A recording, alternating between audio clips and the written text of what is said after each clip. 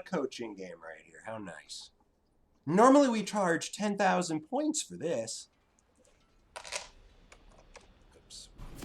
Oh. All right, so first things first, we pause it up. The question is, do we just follow the Urgot in the laning phase and treat this as a coaching game, or do we shoutcast this game? I feel like I kind of want to watch this Urgot versus Fiora lane because this is a tough lane. This is not an easy lane. Against a good Fiora, Urgot will lose. It's not a question of if they're going to lose, they're going to lose. At level 9, they can change their luck around. But pre-level 9, there is no way Urgot can beat a good Fiora. It's impossible. A good Fiora will riposte your E every time. A good Fiora will get those weak spots and they will wreck you. This is a nasty lane. If you're up against one who knows what they're doing, it is really, really hard. So give me 1 second. I'm going to pour myself some tea. I need to hydrate.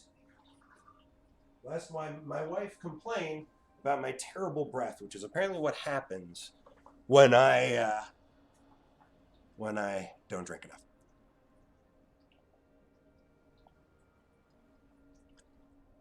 PayPal later for this one. It's normally just 10,000 points. You don't need to spend real money on this. Though I'll happily do one for you for $100, which is the conversion ratio of stream points to money. So there you go. I'm kidding. I think it's $10. I don't know why I said that. But if you're willing to give 100. But either way, normally it's just 10,000 points. But for this one, free of charge. We'll do a coaching game. So that was just explaining this lane. So the biggest problem that Urgot has against Fiora, we actually had an Urgot versus Fiora lane earlier today. Oh, wait, no. That was Mundo versus Fiora. Doesn't have the same problems that this lane has. But, and that's right. If we're doing a coaching game, then we need to do that. But yes, we're still going to do the same thing we do for a regular game, which is go over all the champions. So, Urgot versus Fiora. Your E is basically the biggest tool that can kill you. Like, if you use it at the wrong time or in the wrong way, you instantly die. Basically, what I mean is, if you E into the Fiora and the Fiora ripostes, you are probably dead. Because not only did you head the wrong way to escape, but you self-CC'd yourself for over 2 seconds. At that point, the Fiora can collect 2 weak spots and take off half your life. If she has her ultimate, she'll just kill you. Because she lands the W, she Qs 1 weak spot, then she presses R and goes to town. And Urgot, once you've used your E, you don't have escape mechanics outside of Flash and Ghost, depending on what you took. And you took Flash. You are also a bold Urgot player and you took Ignite. I would never recommend taking Ignite because Urgot is a fantastic team player. And having that teleport allows you to split push and join your team. And I got to tell you, man, there's a lot of gold split pushing. And Urgot in the mid game can split push relentlessly, even against champions like Fiora. So having teleport means you'll always be able to join your team. And more importantly, Urgot's weak early. If you have a bad start, your lane opponent gets a kill, or their jungler shows up and gets a kill for them. Not having teleport basically means you're going to fall behind anywhere between half a level and a full level, plus a lot of lost gold. Ignite, though, it's not a dead skill. What it can do is it means that in an even fight where you're both doing equal amounts of damage or you're both getting to similar amounts of health, Ignite can be just what you need to finish it off.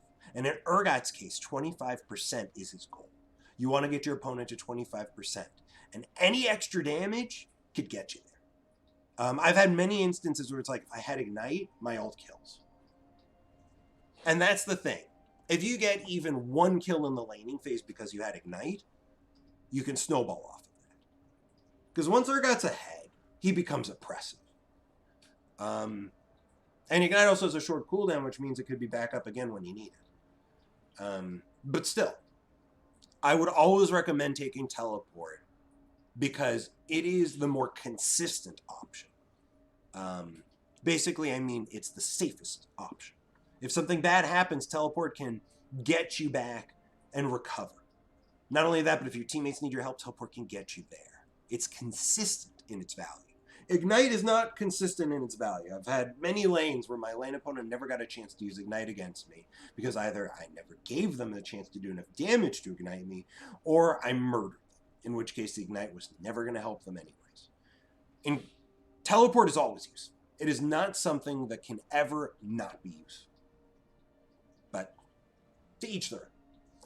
And now that we've talked about basically the lane situation and the summoner situation, let's look at the other lanes just to give an idea, because it's important when you're playing a League of Legends game to gauge your team and the enemy teams and understand where their power spikes lie, where their strengths lie, and who will likely be the win conditions. In this case, we look at the junglers, we see Lee Sin, we see Pantheon, we see two champions that are designed for early game power and snowball. They are champions that if they do not get kills early, are going to basically become useless. Like Lee Sin becomes a kick later in the game. Pantheon becomes a point and click stun, and that's basically it. Neither of these champions can really provide much later on in the game if they're not already fed. If they are fed, different story. They could do crazy things, but they're usually not win conditions, so I would not even pay attention to it. However, they can help the win conditions. Looking at mid lane, we got the LeBlanc and Morgana. Again, I don't think either one of these are really win conditions, but Morgana can be. Morgana has incredible teamfight power. If she gets ahead early, her ultimate plus W can easily cut your entire team in half. Just drain half of their life off of it and CC the entire group. So she's not somebody to basically ignore, but not usually a win condition, but she can be. The bot lanes, what the fuck is that? Scion 80 carry?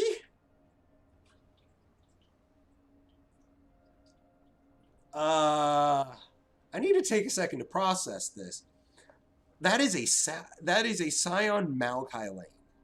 I have never seen such a lane. I mean, that might be a suicide Scion because their team needs damage. Just looking at that team basically right now, the Morgana is their only real damage source. Fiora, yeah, she can split push and be a nasty 1v1 champion, but when it comes to team fighting, she doesn't really do much. Not unless she's already really fed. She needs to be at least 3k up, basically, to be able to have any sort of team fight impact. So it's basically all boils down to the Morgana doing damage. The Scion, if he goes Suicide Scion, he'll actually have enough AD to do some serious havoc, but he'll be squishy, real squishy. And the Maokai is a gimmick champion. And he's all about that gimmick of his of throwing saplings in the brush that do absurd damage. Otherwise, he's a subpar tank, basically. Wow, I'd say you guys have a very good chance of winning this game. You guys have a Sivir Alistar bot lane that is a normal bot lane. That already gives your team so much. That gives you so much. But yeah, I mean, I think you guys basically have already won just because of this. But let's have a look. Let's watch you, Jammy J.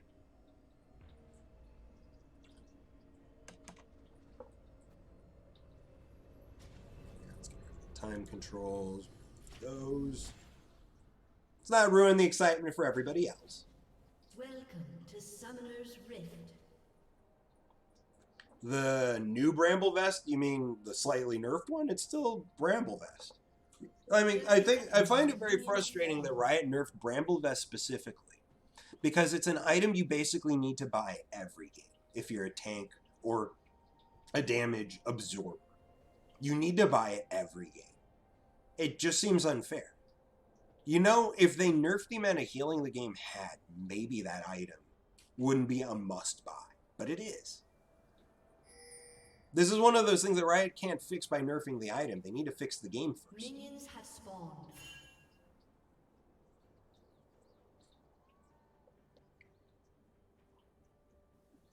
So you started Duran's Blade. That makes sense since you did go for Ignited. It looks like you want to get kills. Given your summoner choice, I would agree with the Duran's Blade buy, and that's probably what I would do if I was going Urgot with Ignite. It's the most aggressive option you have. It allows you to get the maximum amount of damage while also getting a bit of extra durability. Very sensible. So let's see how you're going to start this. So something to keep in mind is that weak spot, you can reset it. Basically, you just need to get outside of her range and you can reset it. Oh, you went for the level 1E, huh? You were never close enough to land it, so that's an odd choice. But luckily, the shield just basically absorbed all of her damage anyways. Like right now, I would actually get out of her range to reset her passive. Because right now, her passive's easy for her to get. She'll get in a second, see? 100% easy. And unfortunately, you did not predict it, so your E whiffed. That was one of those things that if you had predicted your E correctly, you would have really hurt her. You would have probably taken off about 35% of her health. Going E first is the most aggressive option you can, but you really need to get the ranges. Oh. See, and this is the problem with this lane right there. Is that your E, if she ever riposts it, you're fucked. You're gonna suffer. So that's now that you know, at level 2, you have to assume she has riposte. At that point, your E is something you only use defensively. Which, don't get me wrong, that does not mean only using it to run away. But you only use it defensively at this point, because using it offensively, every riposte she lands, you will suffer massively. Wow, easier. You got the E, so you're good. Good thing you're holding back. Very good thing you were. That was a bad Lee Sin gank. That was never going to work. He just threw away one of his wards for that, too. Those wards aren't free. He needs them. They're his mobility. Yep. Eing away. That's what you should do at that point. It's a big wave. You don't want to risk dying here. You're going to miss that melee. That's fine. Oh, and your Scion's winning. You got shotguns. You should be using those shotguns to ensure the last hits. Like, you missed that one ranged minion because of that. And you also hesitated there on your W. You potentially could have gotten another one. You missed a CS there, but I understand why. I mean, it's important to mention this because, in the end, the gold you make in the laning phase, every last bit of it matters. Getting your first item is such a big deal. Getting those big power spike items is huge. And every CS helps you to get there. If you end the laning phase up 10 CS because you were farming better than your opponent, you've given yourself essentially half a kill for free. And you're missing a lot of farm here. I'd say first thing I need to mention, because it looks like you picked up on the fact that you shouldn't be eating her anymore, which is already good. You really need to focus on working on getting your CS up. Last hitting. Urgot's a pretty good champion to last hit, especially when you can actually get within range to auto. That's something I was also going to say. The other thing that you can do against a Fiora is bait out her riposte, which basically means throwing an E that's going to miss. You do that, her riposte will go on cooldown, and it's a longer cooldown. Oh no. Oh no. Oh, you just cost yourself most of that farm. You should not have eat into that wave. You could have gotten at 2, 3, maybe even 4 more CS. Your E meant that the turret was going to be getting kills off of each and every one of them. I think you could have gotten 2 or 3 more CS out of that. Executioner's calling first. Wow. Bold. However, you didn't buy any potions. You had gold. You should have bought potions. It's an important thing to keep in mind. Potions provide a lot of healing. I think it's 150 per potion. Right? 150 per potion. Look at your health right now. You're at 1,000 health. You had enough money for 2 potions. That's 300 health. You're buffing your health by 25%.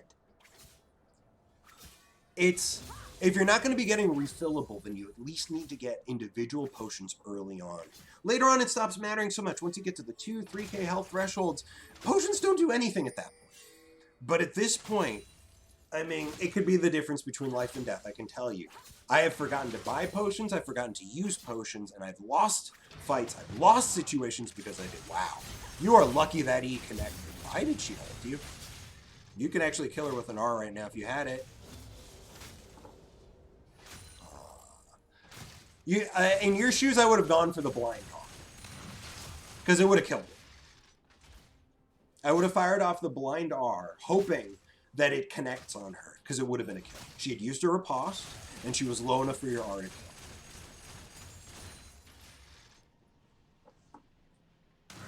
Yes, it's 150 health per potion. It's a lot of healing. I think refillable might actually be less. Yeah, refillable is 125 per potion. So you only get 250 altogether. But it's 250 you can get over and over and over again. That's the reason why I go for refillables. Wait, what was that? Is there a minion there I just didn't notice? Good thing you eat away. Eating into her right there is fatal. So one thing that I can recommend. The best time you can use your E to connect on her is when she ults you and tries to get behind you to get stabs. If you time your E correctly, you will catch her using her Q to get in front of you. Your E will connect, and you will do a lot of damage. You may even be able to kill her at that.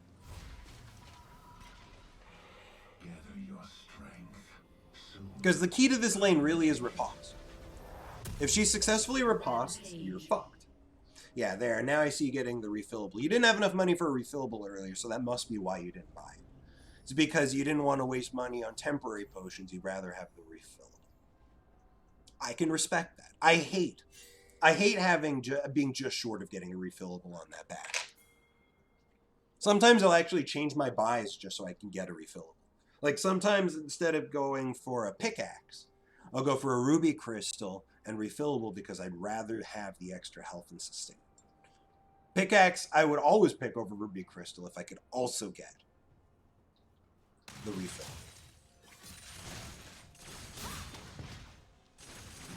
Also, that's another opportunity you can use your E. When she's obviously trying to dash into a weak spot, if you E into that, you can oftentimes catch them completely off guard. But this is all a guessing game. You need to guess when they're going to do it. Like right now, you're using your E to run away every time. Honestly, it's not a bad idea. It's the safest option.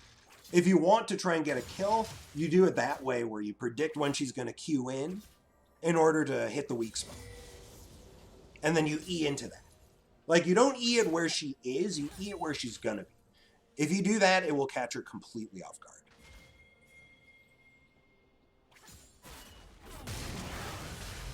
That was not great.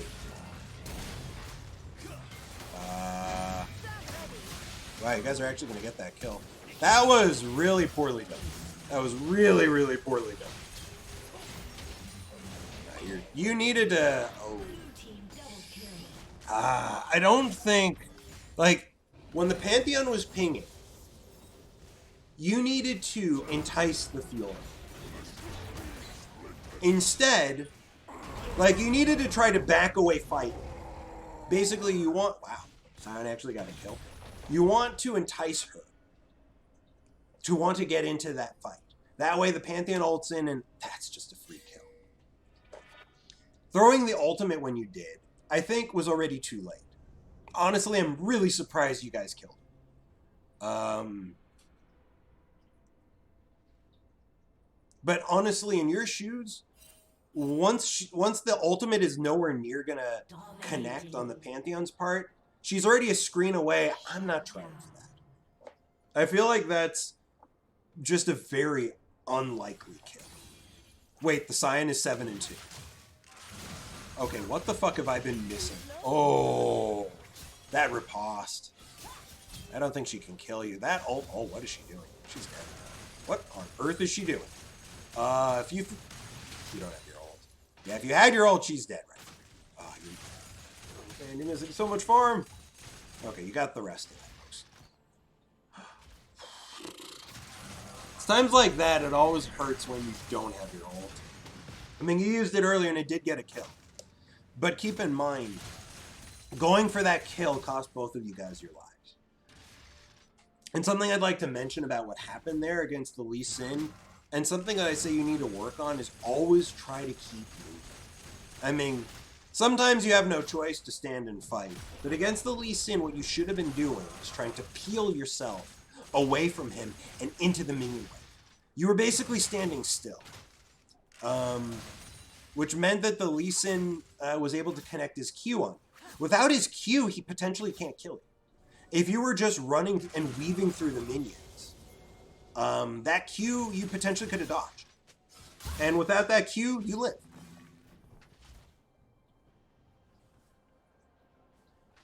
It's a little thing right there, but you got to remember, like, this is one of those things where having champion knowledge is important. You got to remember, Lee Sin's a champion that has a critical skill shot. That if he does not land, it's also an execute, which means the lower health you are, the more damage it does, and you were low health. I don't think Lee Sin had the damage to kill you if you continued running and found cover in the minions. Oh, you thought it was 50 per potion? Oh, sorry. It's 50 gold per potion, 150 for refilling. You had 100 gold, you could have bought 2. Or, sorry, Roberto, that's... Never mind.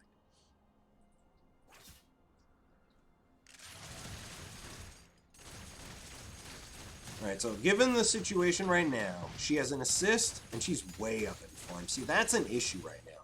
Looking at the gold, you should have more than her. But she's actually richer than you right now. Because you have missed... I mean, I easily saw you miss a dozen CS that you should have gotten. And there's more CS that you could get as well.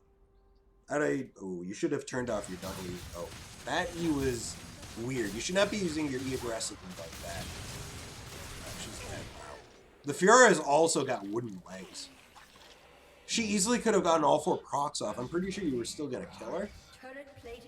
But getting the 4 procs would have also given her a lot of healing and mobility. But she just sort of didn't move well enough. I don't know how else to put it. Also, using your E to push a wave is not always a bad idea, but you should be focusing on getting as much of the farm as you can. So time your E so it'll also get last hits. Don't just blindly shove it.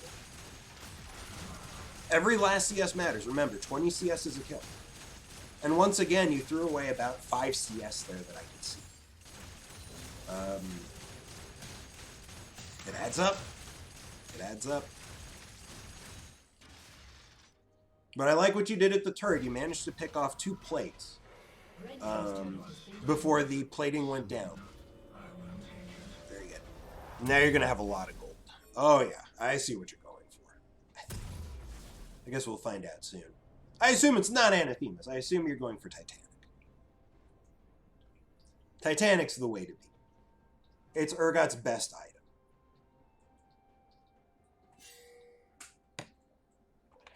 Oh, she's already finished her first. That's a big deal.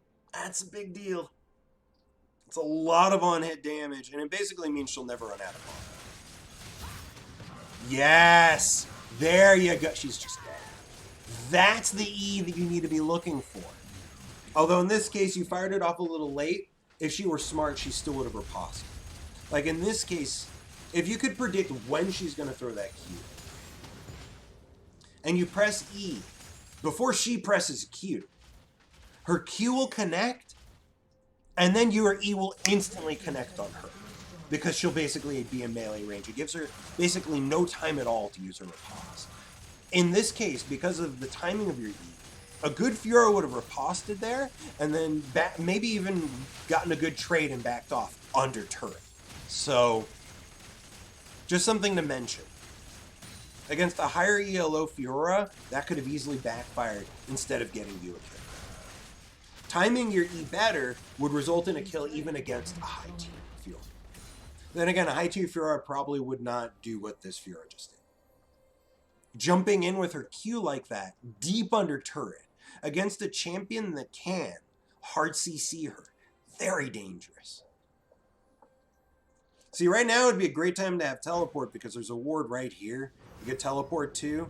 And although these guys are low, you're strong enough that you could potentially... Look at these guys. They are definitely trolling. You easily could have picked up a kill with a teleport.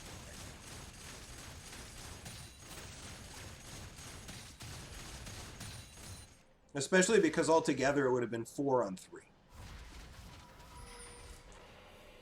You die when I... But again, Ignite is an interesting choice, and it appears to have been serving you well. Situation is dire, though. The enemy team does have a 3k gold lead, and right now, you are probably... Never mind, you are really not fed. You're only up 600 gold. The enemy AD carry is up... Excuse me, the enemy Scion AD carry is up 2k gold right now. Oh my god, what the fuck happened bot lane? I feel like I want to watch this replay over from the bot lane's perspective. What the hell happened? Wait, it's AP Scion? Wait, Scion can go AP? What?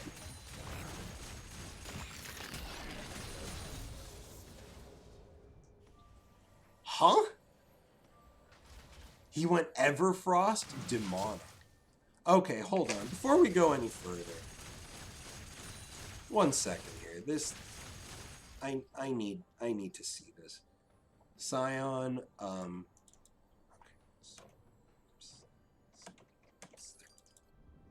I just need to see this. His Q, no AP scaling. His W, wow. That's a lot of damage. 424 plus 11% of their max health. Okay. In addition to that, Everfrost is 160 health, 160 damage, and this just gives him extra burn for 4 seconds. Worst champ in one of his worst roles with the worst build. Yeah, I know, crazy, huh? His E, wow. His W and E both have AP scaling. This one hits for 314. And removing 20% of his armor, which is fantastic for a champ that's going AP, huh? And his R, so his W and his E are the only things that have AP scaling. And altogether right now they do 700 damage. Which honestly isn't bad. Kind of weird that he put 2 here and 2 here. Is there a reason to put a second point in Decimating Smash? Okay, well, that was interesting. All laners just don't know how to lane against a sign. You just basically farm. Because you will outscale the fuck out of him. And Scion's range is short, so... It's not like... and that's the other thing, like, they have a Sivir. She has a spell shield. It means that there's no way to lock her down in the lane. Or at least there shouldn't be. And Alistar can always headbutt one of these 2 melee champions back. Like, they should never have lost.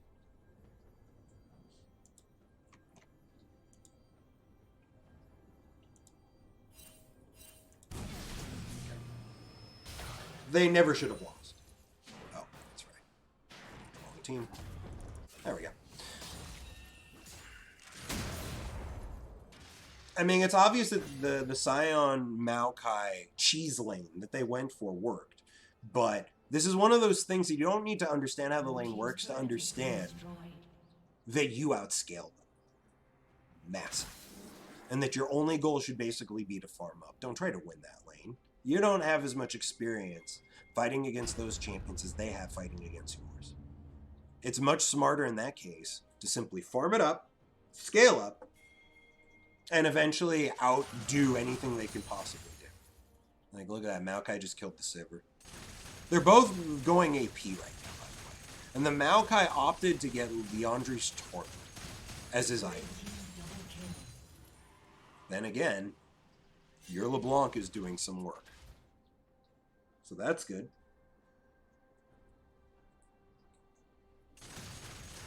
She killed both the bot laners. It's a lot of gold on a champion that scales a lot better.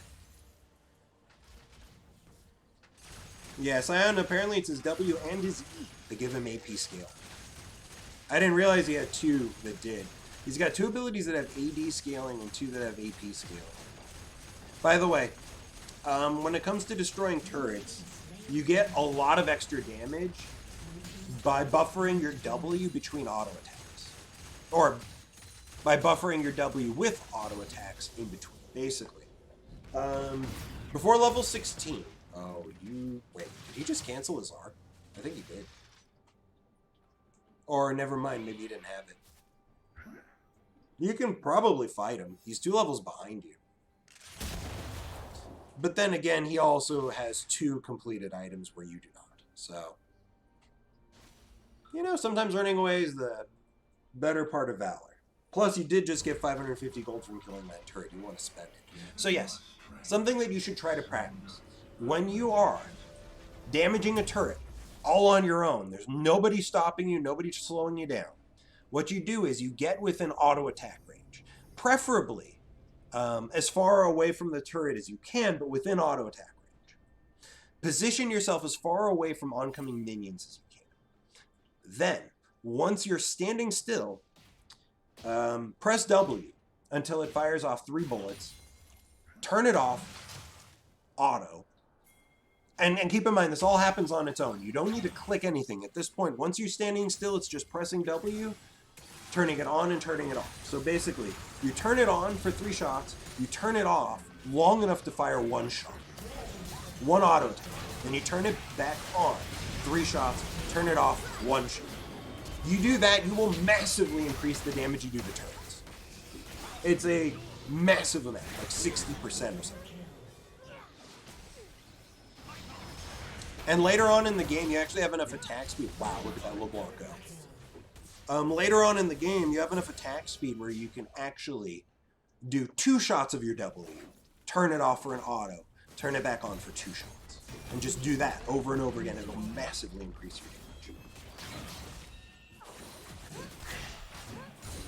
Your W is more damage than auto weight, but weaving in autos between your W is much more damage than that. Blue team's turret has been destroyed.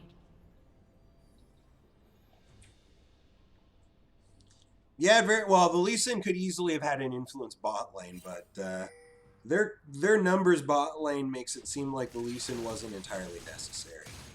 But like I said, it's a cheese lane. Like, you don't expect somebody to pick Scion bot lane unless you're using it as some sort of cheese string. Look, anytime you see a champion that's not in its role, and something that's really uncommon to see it there, you have to assume that the person piloting it has intimate knowledge of that character that you will not be familiar with. Like, a great example would be Warwick. If I see a Warwick top lane, I play very cautiously. Because I know that that champion is unusual for the role. And this guy has to have some knowledge I don't have. And it has saved my ass many times. Turns out, when you've laned against enough Warwicks, you realize that his healing is both deceptive and massive. Just because you're winning trades doesn't mean he can't all-in you and kill you when he starts at 50% health.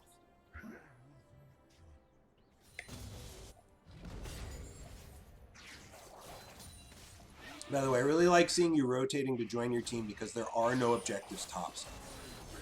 And you've got a lot of your team's gold. So joining your team is an important thing to do at this point. And because, again, you don't have teleport, you need to actually get within, like, you have to walk to your team. Wow, that Scion, I don't know why you didn't wait long enough to land that. Your R, I think, was both premature.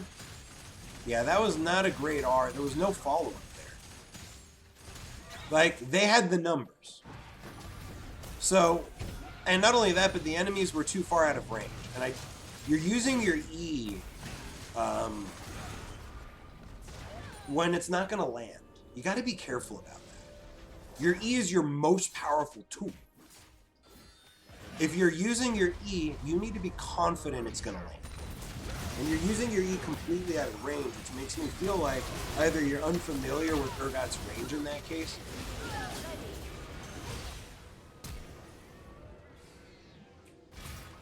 and need to practice more, or you are familiar and you're using it to get within range just off. Oh, this is bad. You guys are gonna get wrecked here. Oh, good E, but good flash. I think you should have baited that out a little bit longer. You probably would have killed the Lee and then could have flashed out. Shut down. Oh, the Lee died anyway, so no big deal. But yeah, first big mistake was when you used your ultimate. There was no way that ultimate was picking up a kill. First of all, you picked a target that was above 25% life. That target was Scion, and he shielded himself so that you had like at least 50% life that you needed to go through to crack that chain. In addition to that, the Scion was out of your range, which means that somebody else would need to do that. You were not going to get within Scion's range in time before your ultimate wore off. I don't know if he had his ult, but he also could have just ulted away. You should have held on to your ultimate. There were several targets that came up during the fight that were far more viable targets. I mean, you got to recognize that this Scion can make really big shields. That's apparently because of the AP ratios it has. But those shields make it really hard for your R to get kills. So you should focus the squishier targets. Focus the Lee Sin, focus the Maokai. I mean, if the Fiora goes for it, go for her, sure. Yeah, you're really low on life. You're pushing aggressively. This is dangerous. But it looks like it's going to pay off because it got the Fiora out of position. She doesn't have teleport that buys your team the dragon because the Scion's also splitting mid.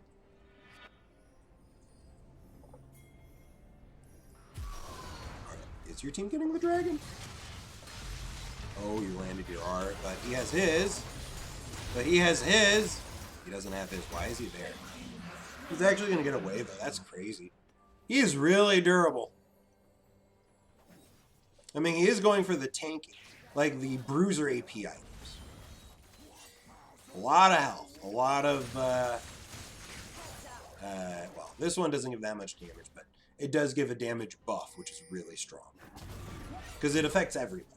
Meaning you land that thing, it's going to cause an increase in damage for all damage sources. It's very powerful.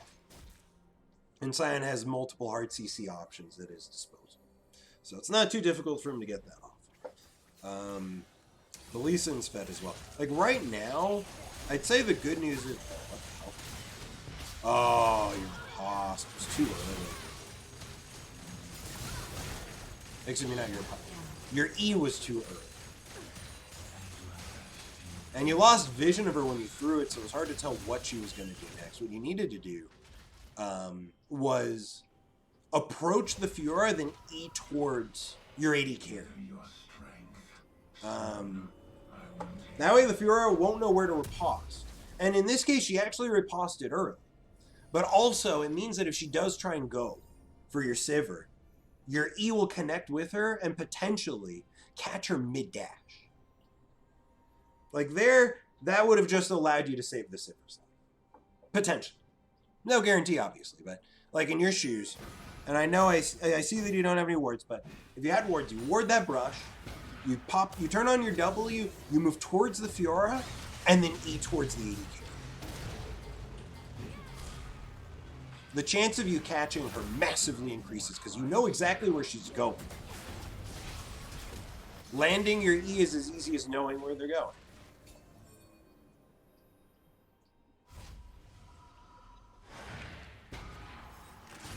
And again, it lessens the chance of her throwing a riposte and screwing you over.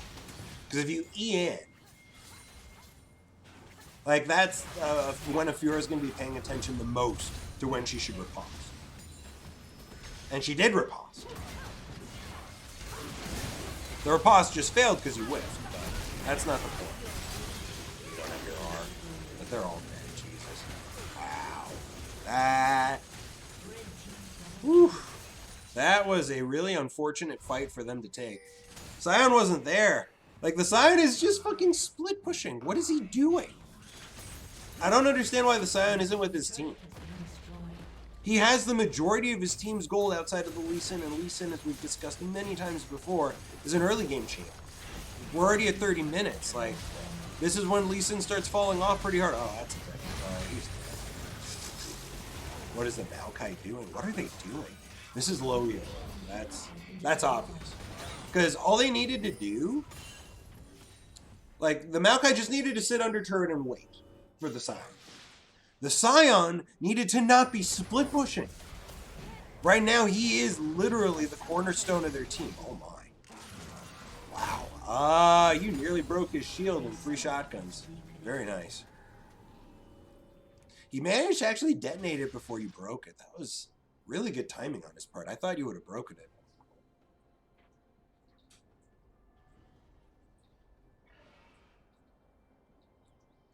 But yeah, at this point, you should be spending most of your time with your team. Because you're a very effective front line. There's a lot you can do in a team. Splitting doesn't make sense because you don't have teleport. If you split and the Fiora has TP, she can just teleport into a fight and make it a 5v4. It's really dangerous for you to split. Luckily, you guys do have the inhib down mid, which means that just by default, your mid lane's always going to be pushing. They need someone there. So you can actually potentially split against the Fiora and be okay. Because they're always going to feel essentially a man short because of the inhib being down.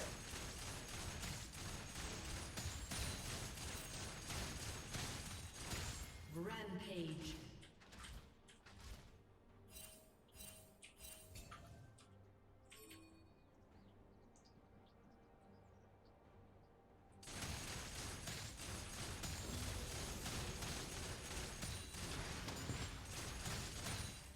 Yeah, you're still missing some farm here and there, but at this point it really shouldn't matter. But I do think it's... when Dragon Soul's on the line, you should be with your team at the dragon. Since the LeBlanc's splitting, though, honestly, you guys can let them take that 4th dragon, but take an inhib or 2 for their trouble. Wow, the Scion went in. Why'd the Scion go in? So, like, right here, again, if you did the W auto trick, which looks like you are trying to do now, it's easier to do if you're just standing still, trust me. Doing it while moving is something only a mechanically gifted person is capable to do in a way that you are increasing your damage. Rampage. Because it requires not only consistency, but a lot of micromanaging your character. This is one of those times you could have... Oh. He's dead. Wow, you do a lot of damage. Oh, yeah, well, you're just... I guess it doesn't matter. Yeah, the Kempunk Chainsword, that's, well, it's also the problem that the Maokai is full squish. You want Leandri's Torment first. He doesn't have any tankies, so that's never going to work. So yeah, it turns out your team crushed it. Oops. You didn't even need to join. Lucky you. So yeah, so overall after watching that game, I think like there's a couple of things that you need to work on if you want to improve your Urgot game, as it were. Like the first thing I would mention is working on your farm. Last hitting is everything. Every 20 CS is a kill. I mean, the Ignite option, again, it's not bad, but I would always recommend Teleport. For safety in lane and the ability to split push and join your team. Those two things, I think, make it more reliable than Ignite. But yeah, focus on CSing. You gotta get into the point where you're getting 5 out of every 6 minions. Even when trading back and forth with your enemy. Focus on farming. Early on, Urgot doesn't even trade all that well. I mean, yes, if you land your E, you could do a ton of damage. You got your shotguns. You can blast someone's face off. But overall, Urgot's laning experience pre-9 is not great. It's better to just focus on the CSing. That's one thing that you can control. And it's something that will consistently help you as you climb. Focusing on last hitting and staying alive. Because remember, Urgot spikes hard at 9 and harder at 13.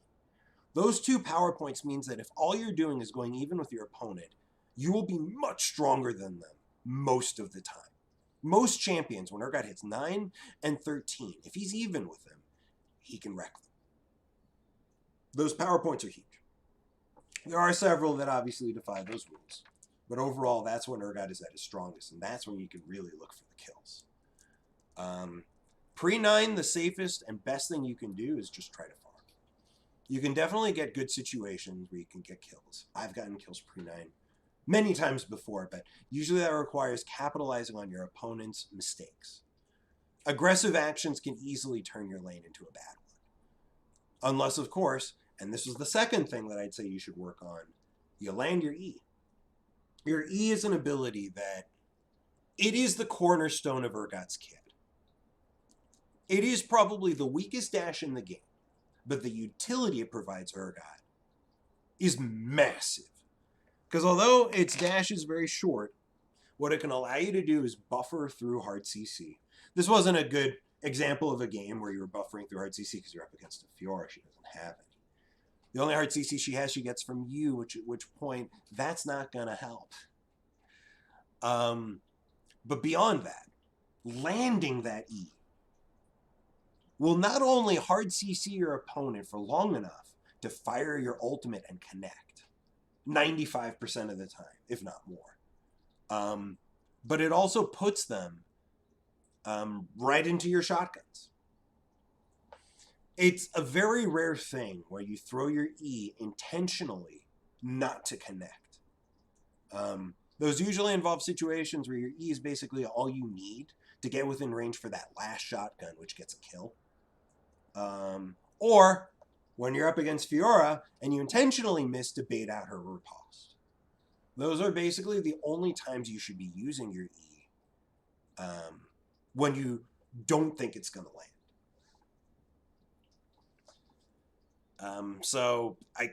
There were several times where I saw you use your E where I'm looking at it and I'm thinking to myself, that's never going to land. You need to build that instinct too. You need to really get to the point where you know precisely where that E is going to connect. So that you don't throw them out short like that. Because again, there were several times I'm like, that's never hitting. They're out of range. And that would also massively increase your odds of getting kills. You land that E, the damage you're going to get out of it is massive. Just massive. And it's not necessarily hold E more. Like, if you threw those E's and they had a chance of connecting, that's good. But like I said, there were several times when I'm looking at that, I think to myself, that's never going to land. You're too far away. I mean, the other thing that you could potentially do, because I didn't see you actually do it that game, is the E-Flash technique. Like, I don't run Flash, but the other, all of Flash's utility aside, its greatest asset for Urgot is the ability to buffer your E into a flash. So basically, you press E, you flash, and then your E will continue going. It is very easy. It essentially doubles the distance your E can travel, but more importantly, it catches people off guard because they don't expect your E to go that far. And that could very easily get you kills. And there were several times where, like, your E was short, where had you done the E flash, you definitely would have connected. It would have surprised them. In which case, that would have been fantastic. But when you do the E flash, you need to know you're going to get the kill after doing that, because you basically used all of your offensive options. If you don't get the kill, that's bad. Real bad.